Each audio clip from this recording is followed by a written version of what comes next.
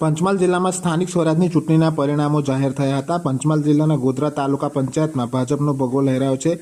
સ્થાનિક સ્વરાજની ચૂંટણીના પરિણામો ગતરોજ જાહેર થયા હતા, જેમાં ચંચોપા 8 બેઠક પર રમણસિંહ ડામોર જે ભાજપના ઉમેદવાર છે તેમનો ભવ્ય વિજય થયો હતો। ગદુકપુર પોલિટેકનિક કોલેજ ખાતે મતગણતરી હાથ ધરવામાં આવી હતી। રમણસિંહ ડામોરનો વિજય થતાં તેમના સમર્થકો ખુશીથી ઝૂમી ઉઠ્યા હતા।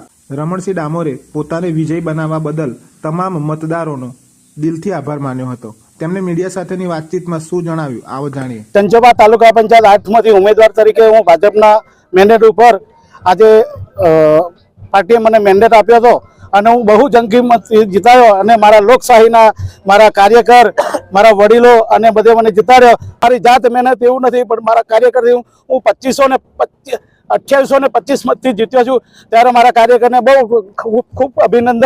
એ પણ મારા વિકાસના લક્ષી આપશે, કામો વિકાસ માટે અડીખમ રહીશ। કોઈ પણ નાગરિક મારી નાનો મોટો હશે, હું કાર્યકરના જેવો જ રહીશ।